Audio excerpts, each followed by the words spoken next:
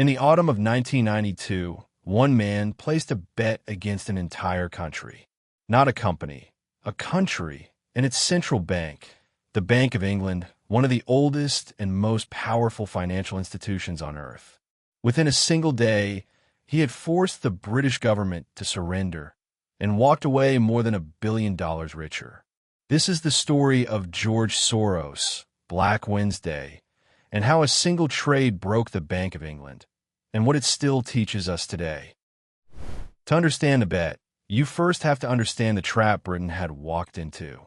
In 1990, the UK joined something called the exchange rate mechanism, the ERM. The idea was to keep European currencies stable by locking them together. To stay in, Britain had to keep the pound above a fixed floor against the German mark. It was a public promise to the world. No matter what happens, we will keep our currency strong. But there was a problem. Britain's economy was sliding into recession.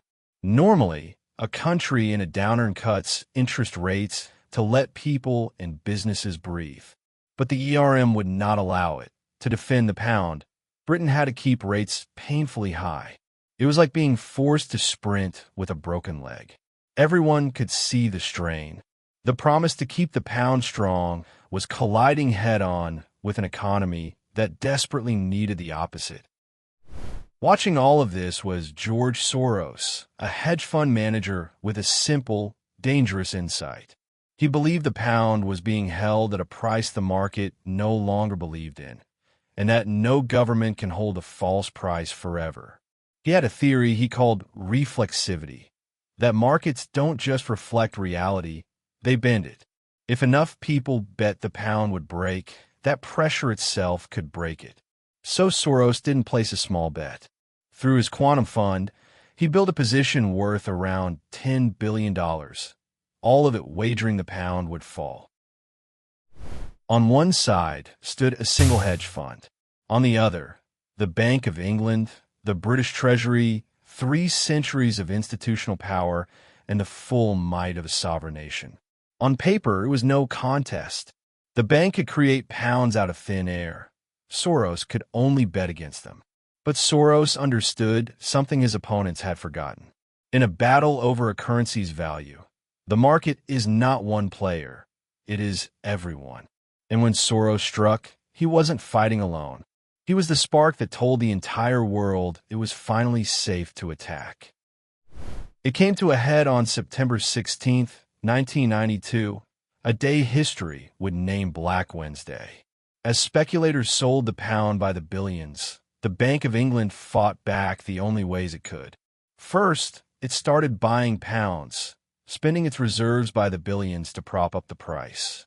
Then it reached for its biggest weapon, interest rates.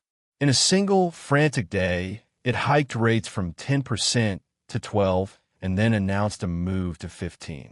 A desperate signal to the world, please keep your money here. And none of it worked. Every pound the bank bought, the market sold straight back. The rate hikes didn't reassure anyone. They screamed panic. By that evening, it was over. The British government admitted defeat and pulled the pound out of the ERM entirely. The currency it had sworn to defend went into free fall. The mighty Bank of England had been overwhelmed, not by another government, but by the market itself. Now, the numbers. In its doomed defense, the Bank of England burned through an estimated 40% of its foreign currency reserves in a matter of days. The UK Treasury later put the cost of that one day at around £3.3 billion. And George Soros? His fund walked away with a profit of more than $1 billion in a single day. From that moment on, the press gave him a nickname that stuck: the man who broke the Bank of England. And here is the twist almost nobody expects. Leaving the ERM, the supposed catastrophe, turned out to be one of the best things that ever happened to the British economy. Freed from defending an overvalued pound, the UK could finally cut interest rates. A cheaper pound made British exports competitive again. Growth returned. Within a few years, some economists were quietly calling it not Black Wednesday, but White Wednesday. The disaster had become the cure, a reminder that defending the indefensible can cost a nation far more than simply letting go. So why did it work, and why does it matter? Here is the lesson that outlives the story. A central bank is powerful, but it is not all-powerful.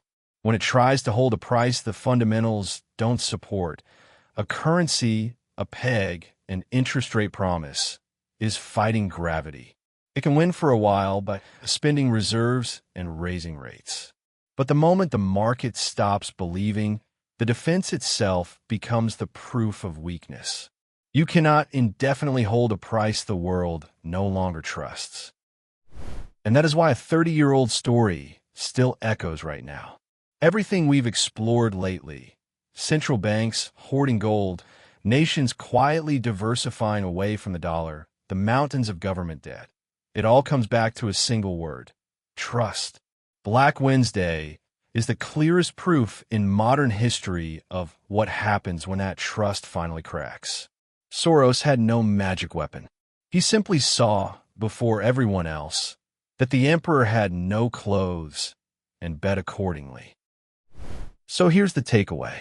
Markets are, in the end, a question of belief. Prices hold when people believe in them, and they shatter when that belief disappears, and not even the Bank of England can stop it. Watch for the gap between what institutions promise and what the fundamentals actually allow. That gap is where history gets made. Now, everything in this video is for education and information only. It is not financial advice, and nothing here is a recommendation to buy or sell anything. It is a true story told to show how markets really work.